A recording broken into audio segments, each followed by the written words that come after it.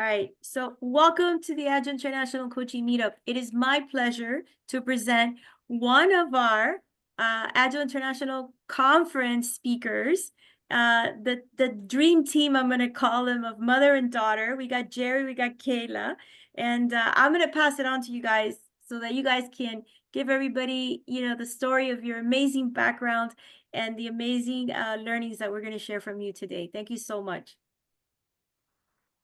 Thank you, Regina. Thanks, everyone. I'm going to pull up my screen real quick to share, and we will get started.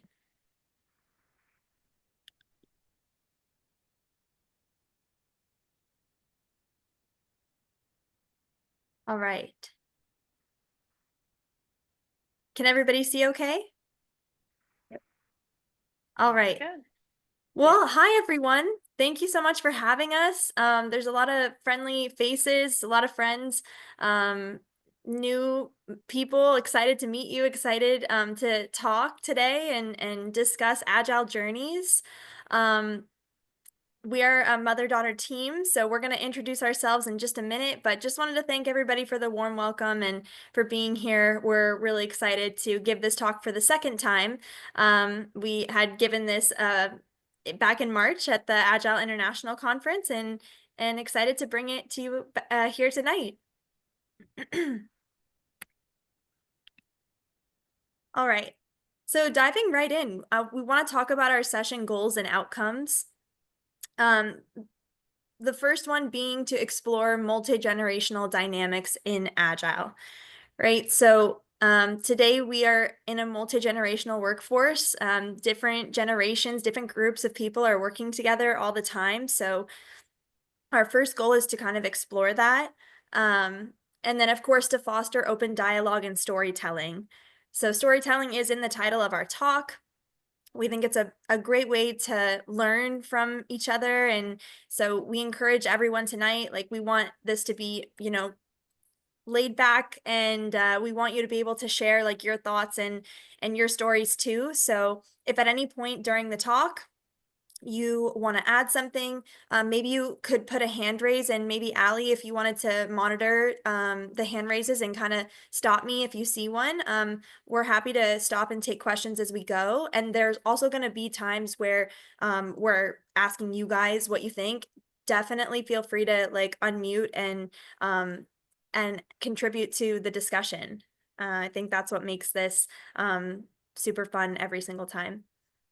And then the last one is more of our outcome is we hope that you can take something away from this, something tangible. We hope you're open to learning from other people and just one thing that you can take back to your organization. And what else I'll say is whatever you get out of this is, of course, up to you. Participate how you wish. And just a reminder that we're all experts on this topic because we're in the field doing these things. We are agile, and so even if you are new to the industry and don't have as much experience, your opinions matter, and your experiences have value. So I think I covered everything. Anything else to add, Mom? I think you got it, honey. And by the way, I'm Mom. My name's Geri. So wanted to let Kayla kick us off here. And I think you're going to tell us about the agenda, Kay? Yes. So I'm going to get through the agenda real quick, and then we'll go into further introductions. But to start us off, we'll tell you a little bit about our backgrounds, who we are. We'll talk about Agile through the generations. So we want to introduce the generations that we've kind of done research on and just refresh everybody. Talking about how each generation embodies Agile. And then we want to bring in stories from the field. We have two different perspectives in this talk, and you'll kind of be able to identify those as we tell you more about ourselves. And so we want to talk about our stories. We want you guys to tell us stories from generational experiences that you've had in your career. And we have an interactive portion of this in a slide where we kind of ask you guys to share some things, but like I said, share as we go. And then we want to kind of package it all together because we're going to hear a lot of different perspectives, a lot of different points of view, but how can we come together and find common ground among all these different generations? And then we'll finish off with some key takeaways and a closing. Awesome. So, want to share a little bit about our why we decided to build this talk. So, you're going to hear a little bit about our backgrounds here coming up in a few moments. We're going to share that. But Kayla, as a Scrum Master, and myself as an Agile coach, and a mother-daughter who live together still, we have a lot of conversations about work. We have a lot of conversations about a lot of things, and this particular talk came together one day going to the bookstore.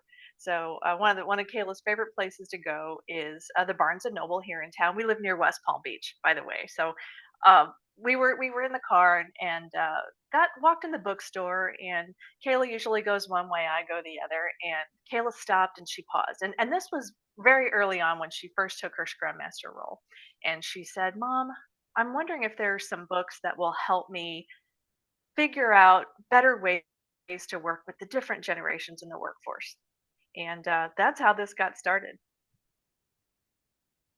Yeah, and so, I asked my mom because she has obviously been in the industry longer than me. I've been hearing about her work since high school, and she has this j- huge collection of books about agile and project management and leadership and all these things. So she always, if I ever have a question about work or anything related to agile, I can always ask her. So when we were at the bookstore and I kind of asked that question, are there any books on how to work with different generations? And she couldn't think of anything off the top of her head. Like normally she's able to like cite an author or a book or something. And when she couldn't think of anything, I thought, this might be something to research a little bit more and look into because I don't know if she can't think of anything. We got to look into this, right? So um, we found through doing some more research that there actually is a lot of information out there about different generational groups and all coming with their unique perspectives and interpretations of agile. And so we wanted to kind of create something that was inclusive of all generations and skill sets and kind of bring this topic to light. So that's kind of how we created our talk on this. Yeah, and then some of the generations that we're going to go through and go over today are highlighted in the image you could see there. But I think we'll get into some more of these a little later. All right. So then I want to tell you a little bit about my journey. Um, so I graduated from the University of Central Florida in Orlando in 2022. I studied advertising and public relations, and after college, I took a break and decided to pack up and go to Europe for 3 months. And that's kind of how I became like a traveler. I love going to new places. I got to go to 7 different countries in 3 months. I feel so fortunate that I got to have all these really amazing experiences, and I will always remember them. I'm always looking for more opportunities to travel and see different parts of the world. And I learned a lot in those 90 days. And when I got back, all I knew was that I wanted to travel again. I still wasn't sure, I had my degree, but I wasn't sure if the advertising PR realm was quite for me. And so I decided that I was gonna ask my mom a little bit about Agile because, like I said, I had heard about her work before, and I've actually been kind of making Kanban boards and managing my work in progress since I was like in high school. So we talk about it, we practice it all the time, and so I found that Agile was a really good fit. I got a couple certifications, my CSM, a digital project management certification, and then I went to the Agile International Conference. It would have been 2 years ago now. And I heard some really inspirational speakers. You can see Katrina's on the screen. I know she's here tonight. So yeah, it was really impactful. And again, it made me want to jump into Agile. I love the flexible, iterative nature of it, and I love that it was a good fit for me. So now I landed my first role as a Scrum Master. I help with Agile metric reporting. I help with project management and portfolio management, scrumming my team, of course, and I'm learning new things every day. I'm 7 months in, I think, and am always looking for more experiences to learn and grow as a Scrum Master and an Agilist. So that's me. Yeah, so when Kayla came to me and wanted to learn more about agile and project management, I just had to smile because, as she mentioned, Kanban boards have been a part of her life since junior high, whether she wanted them to be or not. And it's always been kind of a running joke, even in college, when she said, I need to start getting things together," and I said, "Why don't we do a Kanban board?" She made a face at me, but we did it, and it worked out well. So you can see on my picture here the blue PMO fun screen. Kayla actually built that, and I think she might have been 10 or 11 years old. So she got very involved early as a young woman in project management and agile. So she actually created that for me. So I started out as a project manager, and I told her from the time she was young, there's a place for everybody in technology, and I'm so glad that she believed me. So part of my journey is I'm a mom, and Kayla is one of my three kids. I live here in Florida, like many of us here. I drive a Jeep. So we have lots of fun in the Jeep. Fun story too. There's a picture there on the right. Of us getting our yoga certification. So Kayla and I both are certified yoga teachers. We enjoy that too. So if you ever want to talk yoga, let us know. We bring a lot of that type of mindset, I think, into what we do for a living as agilists and as project managers, and it seems to resonate well. So yeah, that's my history. I'm a big fan of Simon Sinek there.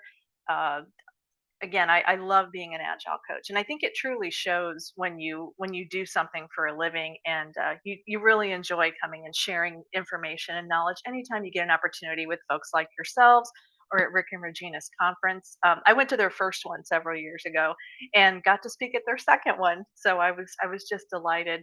And then when Kayla wanted to go and be part of it, I threw her into speaking too, as you can see. So here she is early in her career, having already spoken at a conference and done this talk and putting it together with me.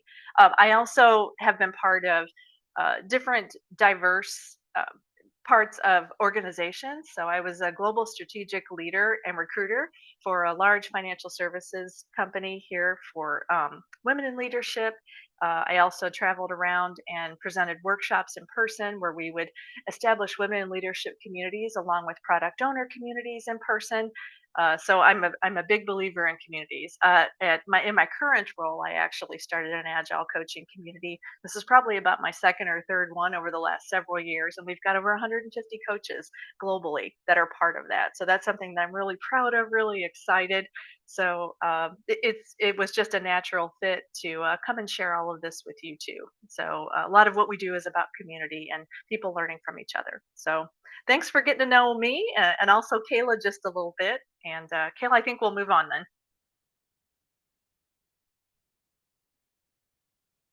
So agile through the generations. I've got some statistics here for you, and Katrina was here for our talk too. So I think she's seen some of this, but some of this was actually surprising to me. This is actually from the U.S. Department of Labor, 2025. So if you take a look at this, it's amazing to see the statistics of the percentages in the workforce right now. So as you can see, the purple is Generation Y. So the date of births there are in, I think it says 1981, 1986. Hold on, get that a little bit closer for myself.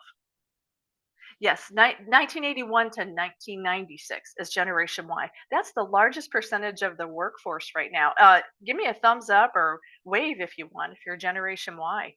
Also known as the millennials, right? So you guys are the largest right now. I don't know if you knew that or not. If you go down to the second largest, it's Generation X. So I'll give a thumbs up for that. I'm a cool Gen Xer. Anybody else? Be proud, right? So our date of birth, 1965 to 1980. Not to give our age away, but yeah, we're proud of that. So we are the second largest generation in the workforce right now. Third is the baby boomers. I didn't know that. That was a shocking statistic for me. So our generation there is 1946 to 1964, and I know some of the years might vary based on different things that you take a look at as far as birth dates, and there might be a plus or minus a couple there, but there's still a large percentage of baby boomers in the workforce right now, and our almost the very bottom is Generation Z.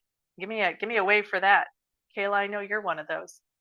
So that is 1997 to 2015, and a small percentage, 5% right now. And we also have one other one, the traditionalists. So that's our much older generation still in the workforce. Date of birth 1900 to 1945. There's still 2% of those folks in the workforce out here with us. So as we talk a little bit more about the different generations here, we won't go over all of these in detail, but we're going to go over a couple of them and talk about how they adapt to the agile mindset, maybe what some of their challenges are. So again, this is the percentage of breakdown right now. Okay. Now, because we're talking about generations and the agile mindset, I wanted to go ahead and make sure we shared a little bit about this slide right here. When I've been to meetups before, even with an agile community, there are often folks who've never heard of the Agile Manifesto or seen the values and principles, and I think that's a wonderful opportunity to share it. So, if you have never seen it, I'd love for you to come off mic and say me. Anyone here doesn't know about the Agile Manifesto? Okay, so I sounds like don't. we've got a lot of people. Oh, good. Okay, good. Yeah. I get excited when there's somebody who's brave enough to say that I've never seen it or I don't know about it, because that's part of what meetups are about too, right? And learning communities are to learn about Agile. And as an Agile coach, and if those others of you who are involved in Agile, we can talk about this stuff all day because we love it. It's the core of what we believe in helping our teams to progress and to deliver great quality and great products to our customers. So if you look around, everything we do, everything we build is for people. So it's very human, and the agile mindset, the values and principles go right along with that. So as you can probably tell in my voice, I have a great passion for these things. So let me just very briefly explain it. And for those of you who already know it, it's a refresher, but I never mind refreshing myself on these things. So the four values are the top green right there: individuals and interactions over process and tools. So what we're saying about that is that we value individuals and interactions. We also value processes and tools, right? So we value all of that, but the first two more, the individuals and interactions. Okay, again, it's very human. The second one in blue, working software over comprehensive documentation. That's a no way to say that comprehensive documentation is not important. It's important, but we value working software more, right? So spending more time on making sure that we're delivering quality there over a lot of overhead with documentation. The third one, customer collaboration over contract negotiation. Contracts are important. We know that. Depends on what environment you're in. Some of us are in highly regulated environments like banking, insurance, energy, right? Some of those, the contracts are very important, and we know that. But the customer collaboration, we believe, is more important. Again, more human. And the last one, responding to change over following a plan.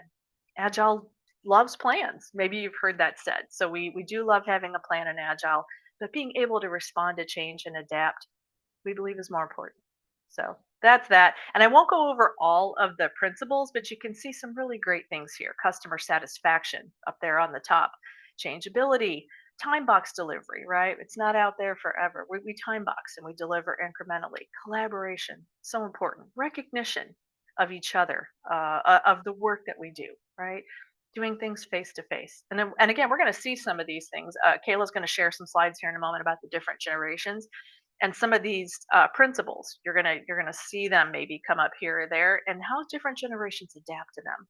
So again, that's why we thought it was important to share this slide too, because we're not only marrying the uh, generations together, but how they adapt and respond to agile. Okay, Kayla, let's move on. All right. Sounds good. So yeah, let's dive in. We did a little research, and the first generation we're going to talk about are the boomers. The boomers tend to value structure and clearly defined roles, and they have an appreciation for Agile's emphasis on teamwork and relationship building. How are they adapting the Agile mindset? There is some change management, right? Because they might initially struggle with the constant change and iterative process or processes of Agile, right? We're constantly evolving, very iterative, so that might be a shock to them. But they are thriving when it comes to collaboration and communication. Like we had mentioned here, they value that face-to-face interaction, the relationship building. So they're great folks to have in Agile ceremonies like retros and stand-ups, where you want to bring the positive energy and you want to be able to sit down face to face and talk through things in an effective and efficient way. Challenges, there are going to be challenges in with every generational group that we go over. Boomers, can, if anybody wants to kind of come off mic and maybe give an idea of a challenge that maybe a baby boomer would have in the workplace with Agile, just in general, like what are challenges for baby boomers today?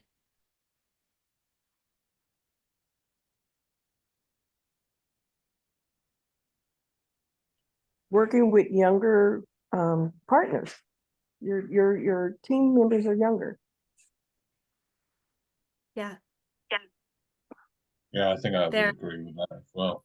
You know, dealing with this just a different mindset from where some of us grew up and certainly where we started our careers. It's an I think that we need to motivate the team, especially the younger people, because they need to work for a purpose with a vision. It's not just work for work. I think the I other was thing gonna say, I is think you. trust. Like trust is something that is not easy to come through, and so building that trust is really crucial. For sure. Yeah, I was gonna say they just they don't really like change. They like their set ways, and some of the newer stuff is just like, yeah, they just don't really care for it, is what I've experienced. Absolutely. Great insights. Thank you guys. We're going to have more opportunities, but I'm going to move on right now. A challenge that I had noted down that I wanted to talk about relating to the Agile mindset, right? Agile's fast pace might conflict with their preference for stability and that detailed upfront planning, that more waterfall way. There's not always a lot of details up front when we're working in an Agile way. But like we had mentioned, you know, excellent at relationship building. They're optimistic, team oriented, dedicated to their work. So that's a little bit about boomers. Next, we're going to talk about Gen X. All right, so Gen X, they're typically very self-reliant. They are open-minded and entrepreneurial. They're drawn to Agile's focus on that empowerment and autonomy. So they're really excelling in roles that allow them to take ownership of their tasks. Skepticism of trends. Mom, I'm gonna call on you for this one. You're Gen X. What do you have to add about the skepticism of trends? Yeah, you know, and just preface all of this too by that we aren't trying to compartmentalize any generation. So this is just research based, right? So we'd love to hear your thoughts. And again, there's going to be space for some of the story sharing too. And Kayla and I are going to share some stories. But yeah, when I saw the skepticism of trends, I went, oh, okay, yeah, because some of us who've been doing this a little while, maybe through project management and then now in Agile, we've seen different things. We've seen RUP, we've seen XP, a lot of different things come and go. And as an Agile coach coming into different environments, I'll hear, oh, and maybe not as much in the last 2 to 3 years, but I used to hear, oh, Agile's just another trend. right? So we heard skepticism. So that's a little bit of where I think that comes from. But yeah, thanks, Kayla. Yeah. Yeah, I think it's important that we try to provide a clear understanding of like Agile's long-term benefits to gain buy-in from Gen X who may be skeptical of trends. But yes, I do, and I appreciate you adding that. Yes, we're not trying to generalize any generation, just reflective of the research that we done, and want to spark some conversation. So sorry, I have a bit of background noise here. What are some challenges that Gen X might have? Anybody want to come off mute?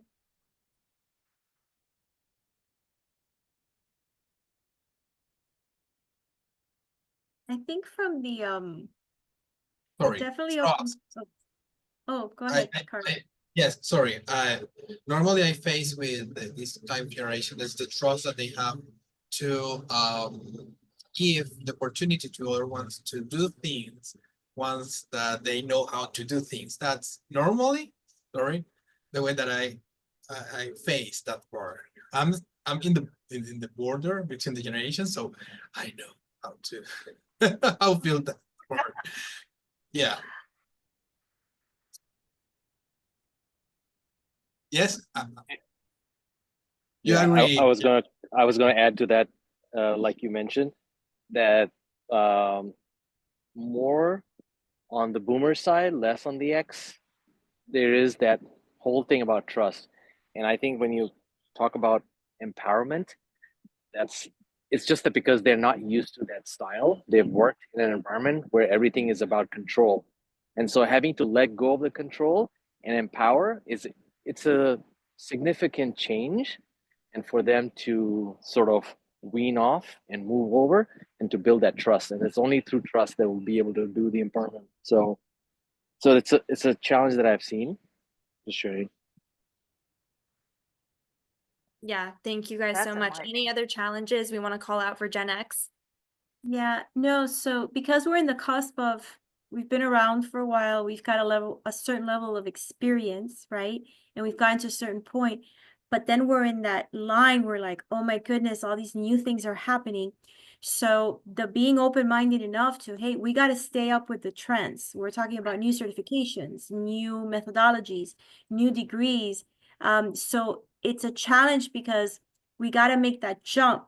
Yes, we've been around for a bit and we've got this amazing experience, but we got to keep up with the times. So that's a challenge that I think because we're open-minded and we've been leaders, we're sort of challenging ourselves to stay up with the times and to learn more, right? Because we're also trying to protect our jobs and what's coming down the pipeline. So I think our generation is very aware of that. We're still in the middle of our career, but we've been around for a little while, so we got like, okay, we gotta stay on top of things now with AI and all the new methodologies and everything. So but we're agile, so that also helps us, right? Also helps us.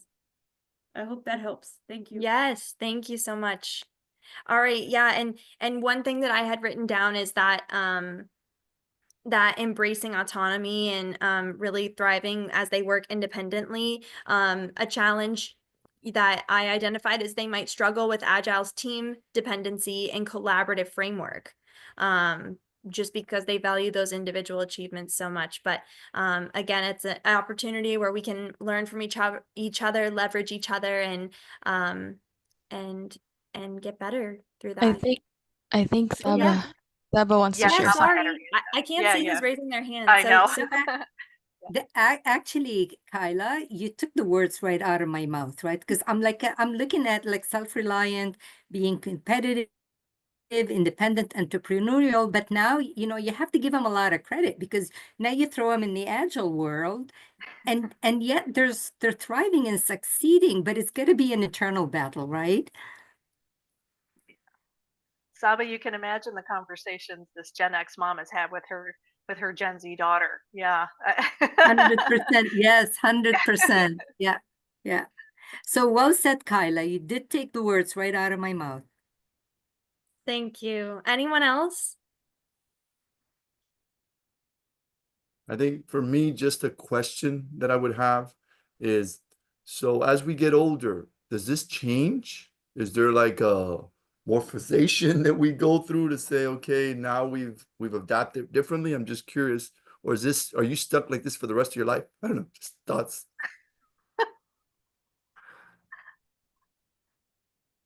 What do you How think? would you answer it? What do you think, Mom? Changes.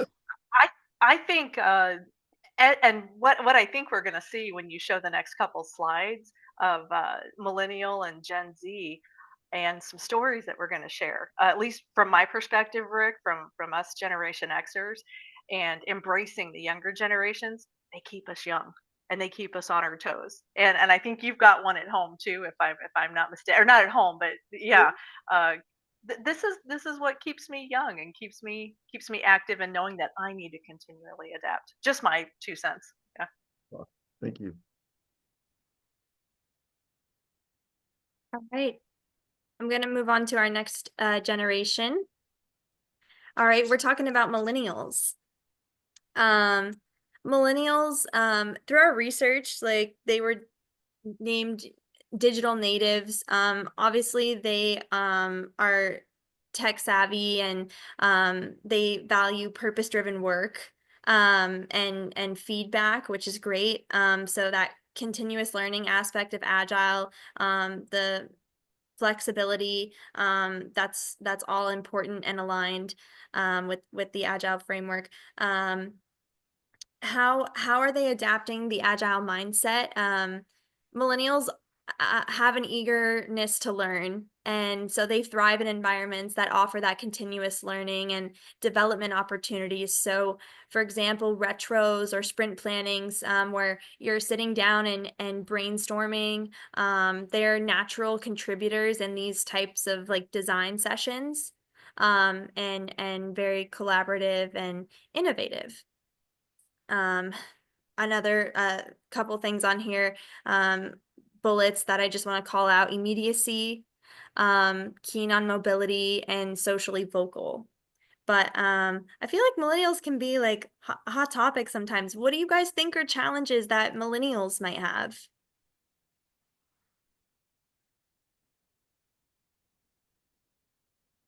I do. If I may. Very good. Generation Z. I need to be honest. I'm a project manager since, I don't know, 13 years ago, and my biggest issue always is young guys about how they need to work or how we can handle people. So for me, it's very frustrated. Generation Z. Sorry, it's my position about it's my generation, of course. And that's why we're here too, right? To talk about it Oh, and to talk about right. And so we've got some more content on collaborating strategy. But yeah, so say how you feel. I love it. Share the observations, right? There's no each generation is good and has its challenges, right? So I love that you felt comfortable sharing that. Yeah. I have a lot of issues working with people, so I can share.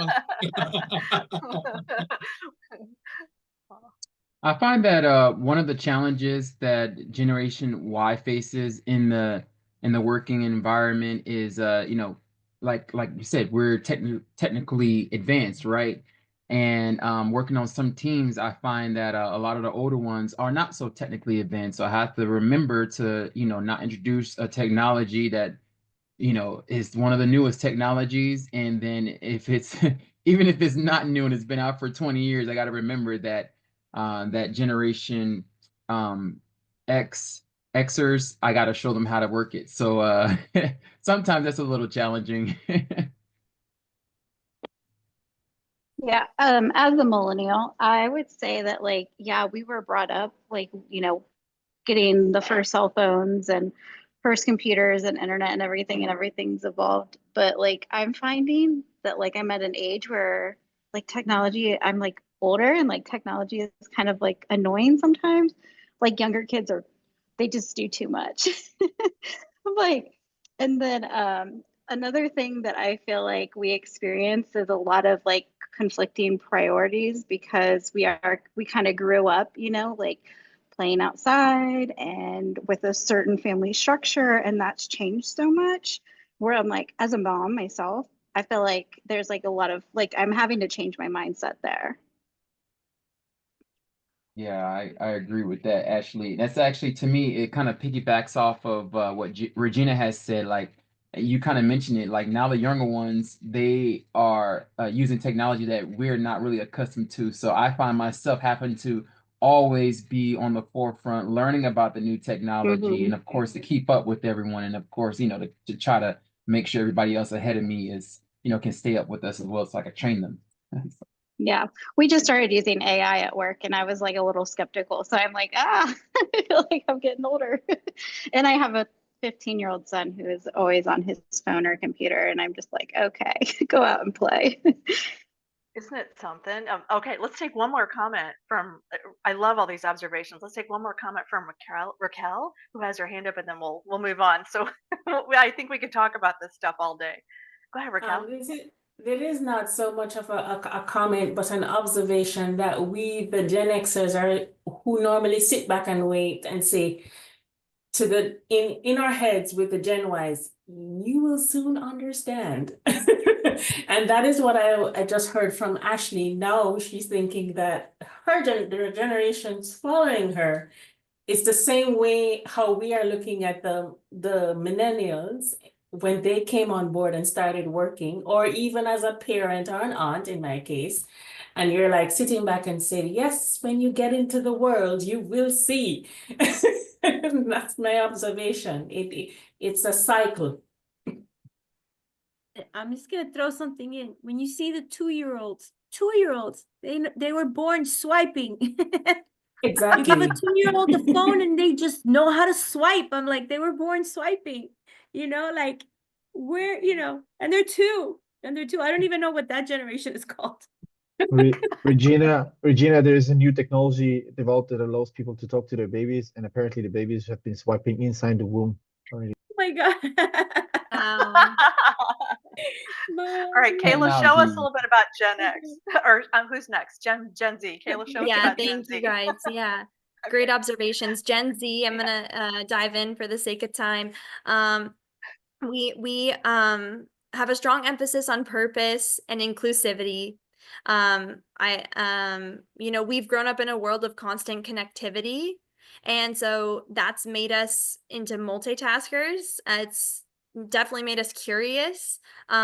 We value rapid innovation and adaptability. And we have also been dubbed as digital natives, right? And having a preference for purpose-driven work is important to note here. A challenge that I wanted to highlight is we may be impatient and frustrated with Agile's iterative nature, where value kind of accumulates over time, over multiple sprints rather than all at once. So kind of like that immediacy that we talked about with millennials. But we are ready and able to come into the workforce, and I'm curious to see if you guys have just a few challenges maybe that Gen Z would be having or is having. Any thoughts?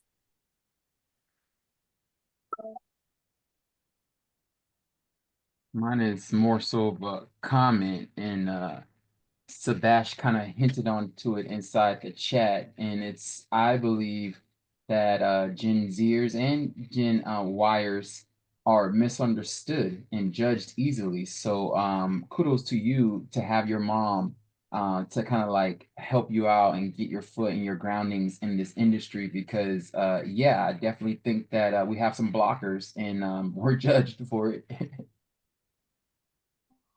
think Heather. I love that comment. Yeah. Heather, Yeah. Yeah, I was just looking at your summary on the right and talking about high expectations. And I do a lot of work with utilities, public utilities and private utilities that are implementing technologies. And my role is to help them through the change management, the project management of the implementation. And for example, one of my projects was to move plumbers that work for the water department to away from doing paper, work orders for the stuff they do in the field onto tablets with technology work order systems. And the older generations were so against it, and they constantly use the excuse that we don't know how to use technologies, even though they order packages of Amazon, every day, and they absolutely, but just so against it. But what they were doing is they were killing this Gen Z, these young guys that came in and were just really, really, fed up with these papers and wanted to move forward. We're getting so frustrated they were like leaving the utility and just refusing to do the work because the systems were so archaic. So this is a real example of these high expectations that these Gen Zers came in with. Like, why are we doing it like this? Like, this is so easy. And fighting with their supervisors who had been in the industry for years that were just not open to the change. It's amazing Thank you. to see the And differences. and Yeah. this is Tina. One other challenges that I think Gen Zs are facing is the fact that they struggle with in-person communication because they grew up with digital first communication, texting, DMs, video calls, and all this stuff. So they kind of find face-to-face communication, networking a little bit challenging, So that's one thing that I've noticed. Absolutely. Thank you. Thank you for sharing. You're welcome. We're going to move on for the sake of time. Stories from the field is next. We're just going to talk a little bit about our experiences. I want to share with you about this slide. Not sure what your initial thoughts are of this picture. It kind of looks like a mess, and that is basically because it was a mess. This was a photo that we took, my mom and I, of one of our first brainstorming sessions together when we sat down to put this talk together. And it was really funny because we said, okay, let's sit down, let's start writing some things down. So I immediately grabbed my laptop, I got it out. I created a shared document for us. I started typing on it. I created a Canva, shared creating space for us, and started putting some of our notes that we had made on one of our first Kanban boards onto the slide, and typing away. And I looked up and I saw that my mom had all these markers and this whiteboard full of stuff. I looked again and she had created a second Kanban board of her own, one that after we had already made one together, and we kind of just realized like we were stopped in our tracks because we couldn't really talk about the flow or what content we wanted to cover because we couldn't even figure out which platform we were going to use to organize our thoughts. Well, And yeah, go ahead, sweetie. Go ahead. No, just was gonna say we kind of in the end we weren't able to move forward until we kind of stopped and slowed down and listened to each other's perspective, even though we both felt like we knew the way forward. It wasn't until we sat down and heard each other out that we were able to move forward, and in the end we became an example of our own data. Yeah, that just sums it up perfect, Kayla. Some of the data that we just talked about, I think about when you talked about Gen X and working autonomously and going off and doing our thing, right? That's what I did. It was hilarious when we found that data. And when we sat here, I said, Kayla, we got to take a picture of this because this is this is exactly the data that we're putting together. So yeah, it ended up being pretty funny. It wasn't at first because we kind of looked at each other and made faces like, well, now what,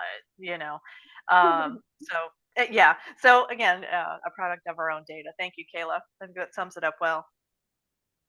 And with that, because we wanted to share a couple of actual stories, we heard a few already, and just some different examples of things. But I wanted to share two quick stories with you. One of them was, I would say, maybe about 8-10 years ago when I was a newer Scrum Master, and I had helped hire interns for this particular insurance organization. It was pretty well known, reputable insurance organization. We were bringing in interns from the local college.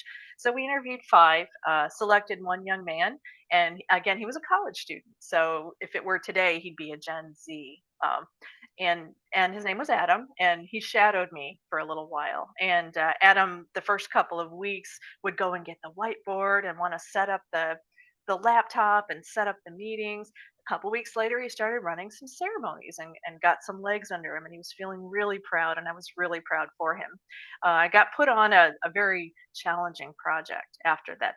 We called it a project, and we were implementing dental into this insurance company, and it was new, and a lot of big challenges between personalities and people not understanding their roles. Again, about 8 years ago, when people weren't as versed maybe in Scrum and Agile, so it was newer.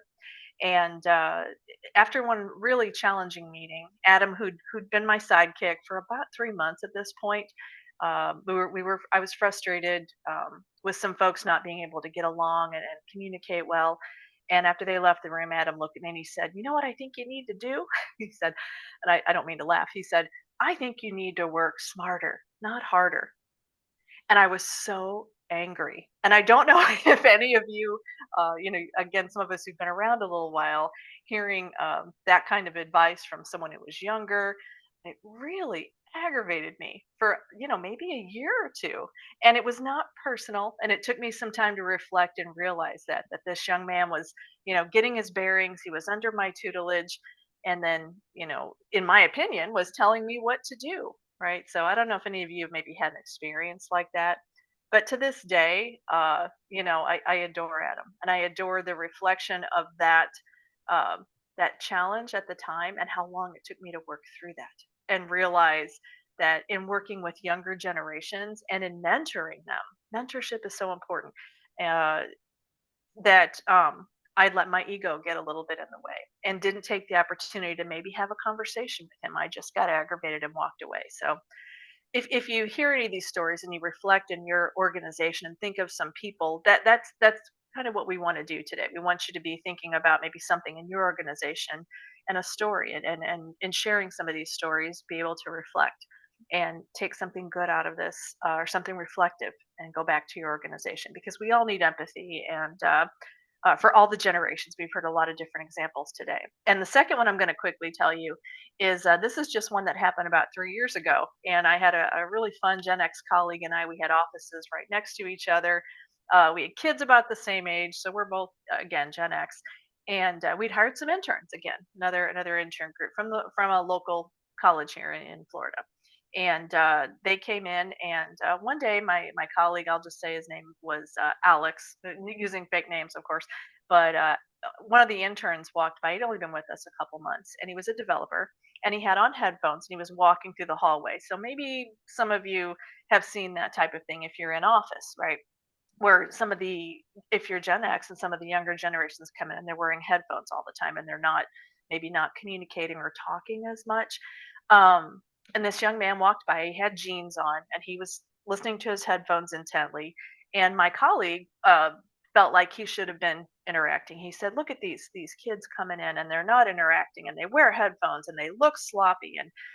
And I remembered the story about Adam, and I said, I said, "Here's the thing." I said, "If we put ourselves in their shoes," I said, "it could be that this generation is different, but we have to work with them. It could be that this young man is listening to a podcast to get ready for his next meeting, right? And that he's learning and he's trying to grow." So if we choose to take that perspective and look at it, when we get an opportunity, maybe we have the conversation with him. So I learned a lot from the interaction with Adam to be able to share that with my Gen X colleague, and to use empathy and openness in working with other generations. And he looked at me kind of funny, but hopefully it helped. So that's been my perspective ever since. Um, those are my stories. So Kayla, I know you've got a couple, or maybe one or two you want to share. Yes, thank you. Those were great. And when I think about my own generational experiences in the workforce thus far, of course, mentorship comes to mind because it's something that I really value, and I always look for when I am in a new workplace. I think it's very important for my generation and all generations to have a growth mindset, and a willingness to learn from others, because that's going to help so much. And if you're closed off to that and walk into the room thinking that you already know everything you need to know, or you don't ask questions, you're going to miss out on a lot. And so, like I said, as a younger person in the workforce, I really value mentorship and always try to have a growth mindset. I want to share a quick story about an experience that I've had thus far in my career. I was once working on a project where I was definitely the most inexperienced person in the room. I was new to the project, and the team was always very busy. It was a important project, and it had a lot of obstacles. So nobody on the team really ever had time to answer my questions. I was just there to start helping, and there was no time for slowing down and explaining things, like even just what the acronym meant that they kept saying. And honestly, I was afraid to ask too, because I just felt so lost in the waters, and just wasn't confident enough to admit that I didn't even know what they were talking about.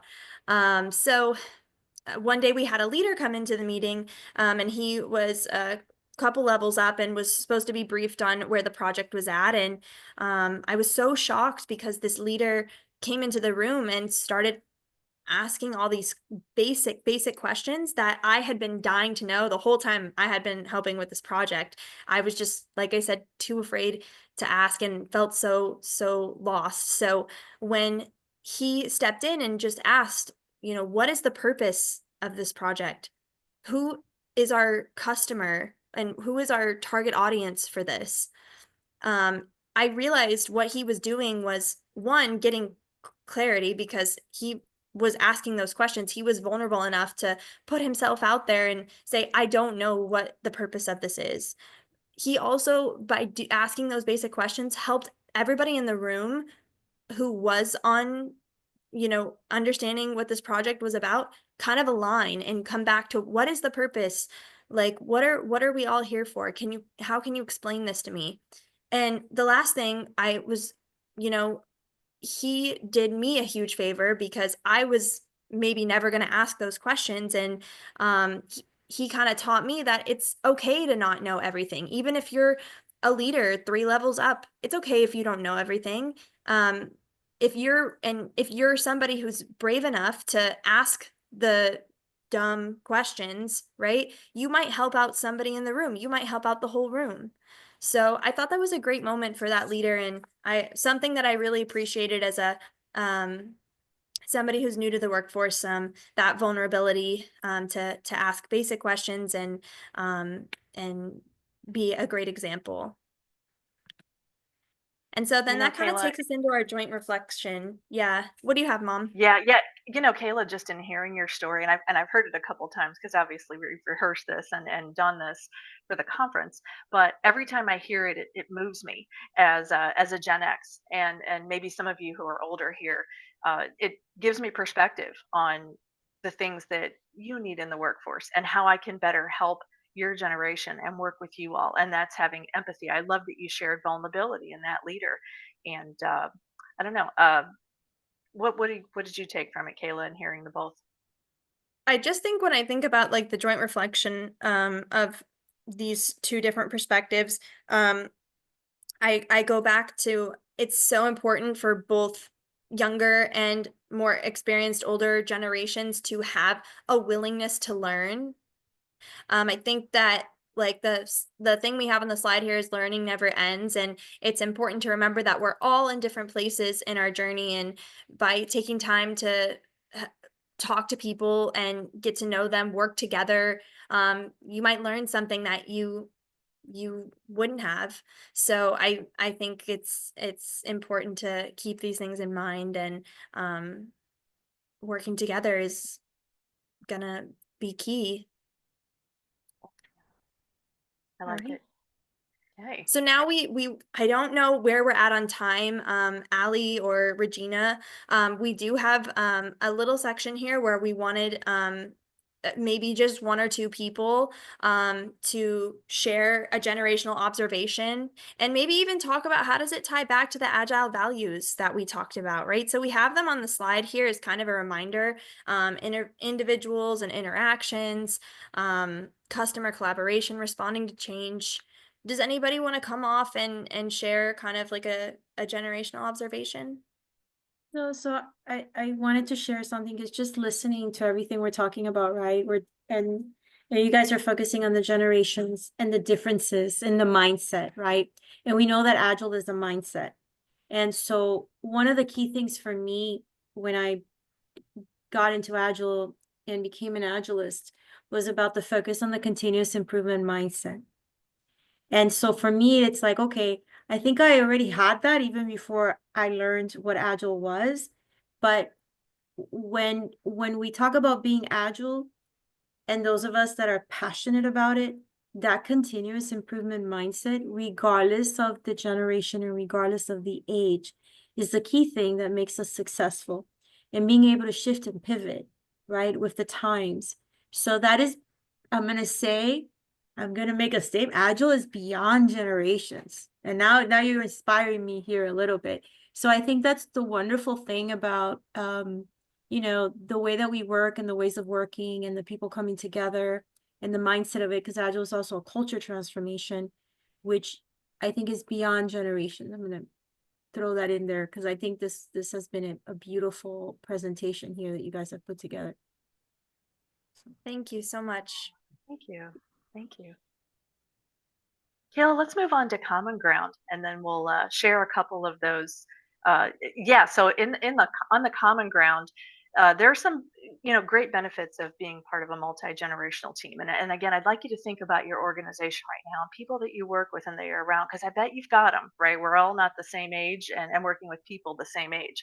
So there are so many different benefits. There's some of the challenges include conflicting work preferences, right? Do we want to work from home? Do we want to come in the office? Some people have very strong opinions about that, and generations can come into play with that.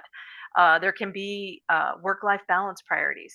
Do Gen Zs maybe have 3 kids, or do Gen Xs, and do they not? And how does that help us see each other in a light where we can work together? And the other thing I wanted to mention is the last one, number 5 down there, potential generation biases. So we're going to talk about that. Kayla, move on to the next slide, please. And this is where we want to talk a little bit about strategies for collaboration. And I won't spend too much time, but I've got 3 of them that I want to share today. So emotional intelligence, also EQ. Who's heard of that? Done any studying on that? Yeah.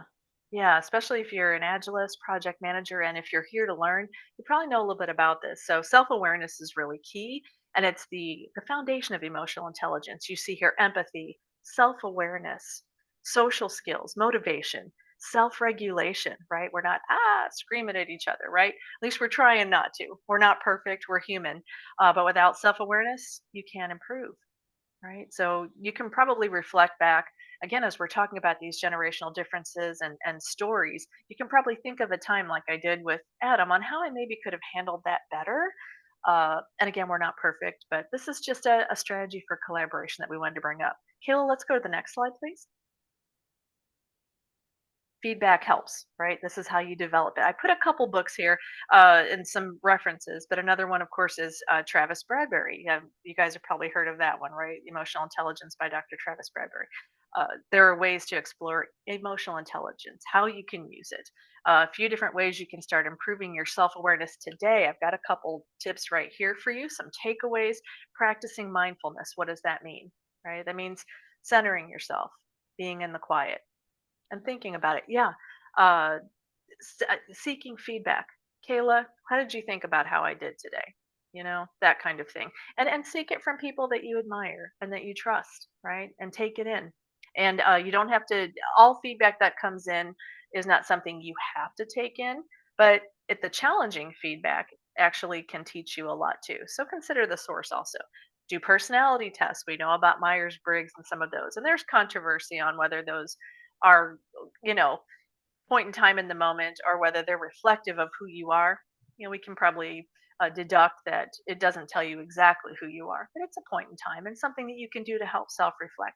And be careful to avoid self-awareness killers, is what it says down here. Ego. We all have it. It's part of who we are. It can blind us sometimes, right? So again, reflection helps. Feedback helps. Defensiveness. It stops us from hearing feedback. some of the best feedback I got was stuff that made me cry when I was younger, and I remember it, and it actually helped. So again, we each have our own things that we can reflect and think about, and again, what to use and help us move forward. Fear of discomfort. Agile means we have to get uncomfortable, right? We have to have these conversations. We need to think about these things to build better products, to have better teams, to make great things for each other out here in the world. Kayla, let's move on. So the second strategy is having a growth mindset. So I just have a couple of examples here on the words you choose can activate your brain in being fixed or growing, right? There's a couple different examples here. Let me get it to where I can read it a little bit better. My screen's kind of small, but again, these are some takeaways that you can have. So there's different things on here, like on the fixed mindset, the first one, I'm just not good at this. And we all feel that way about things from time to time, but a growth mindset would say, I can learn how to do this, right? And that might be true in most cases, might not be true in all of them, right? Trigonometry, not so much for me. But I suppose if I really sat and were open-minded, I could learn about it. So I've always been this way versus challenges help me to grow and improve. Those are things we can think about. So again, a couple examples there. Kayla, let's go on to the next slide. So growth EI or EQ, growth mindset, and cognitive bias. Who's heard of this, right? Like there's all the unconscious biases out there. I've got a couple of references there again, also with books. Some things that we love.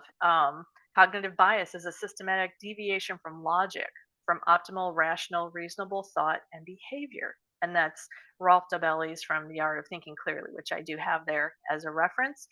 Cognitive biases are flaws in human thinking processes that we make, poor decisions, or perform incorrect action without our knowledge. Various factors influence the error, like memory, information available, emotional state, and circumstances. So we think about when we looked at the different generation slides, and were there biases there? Maybe. That was data.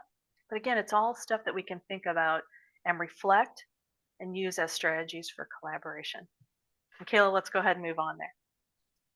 So some key takeaways in closing. Kayla, do you want to run us through these again? Yeah. Exploring, so our session goals and outcomes here were first to explore that multi-generational dynamic in Agile. Regina, I love what you said. Can you say it again? Generations are beyond Agile. Is that how you said it? No, I was gonna say like our focus on continuous improvement mindset in Agile is beyond all generations. Something like that. Yes. Yes, Yeah. it was a great point. I love that. Yeah. So exploring that. And then of course fostering dialogue and storytelling. We always wish we had more time for this. But we do have some Q&A coming up, and hopefully you guys now have something in your minds that you want to take back to your organization after listening to this talk. We really hope that you're going to be able to leave with something today. Real quick, wanted to post this too. These are our LinkedIn's. If you want to grab your phone out, if you're on a laptop, and use the QR code, or we can drop them in the chat afterwards, but just would love to connect with you guys. And again, thank you, for staying and contributing to the discussion, and just showing up. And I'm going to move on, and we can post these in the chat if you didn't get it. And anything else, Mom? Yeah, Q&A. Anyone else want to share? We'll open it up to you all. Any questions? Any questions? I know in the meanwhile, Ali, if you can add the link to the LinkedIn picture that we took so everybody can like it. But this was really good. Any key takeaways? Regina, really quick. I think I've mentioned this before. I'm so jealous. I've been trying to get my son to truly buy in on this, and I've done all kinds of things. I got to figure out. So maybe you guys can help me. What do I need to do to get my son to truly kind of take this on? Who can give me some advice? What do I need to do? Mom, that's all you. Well, I'd ask the group too. You came to me, as you recall. That's So true. that's how it worked. And you know, like an agilist would tell you, you can't really. People have to want to know more, and they have to want to learn more. So creating that openness and atmosphere, I think, for folks to be able to do so and be inquisitive, they might find this is for them and learning more about it, and they might not, and that's okay, right? We all have our own And- paths. So I don't know, Rick, we can try. No, I think Yeah, something go ahead. else to add too is like I was always like told and like made to feel that there is a place for everyone, like, you know, in this industry. Like there's a place. I was so nervous like landing my first Scrum Master role. Like I've never been a Scrum Master. How am I going to do this? Like I've done the trainings, but I don't have the experience. No, like you can still add value, and you know, everybody brings something to the table, and it's important. So Kyla, I need you to do this for me, okay? I need you to tell Alex, okay, that's my son's name, Alex. Alex, we need you here, or say some kind of, just speak to him so that I can play this back. And then it'll be hopefully a memorable moment. Talk to me. I got Go you, ahead. Rick. All right. All right. So again, Regina, an amazing event. I am so happy to be a part of this, guys. We really do appreciate you guys and the amazing job you guys are doing.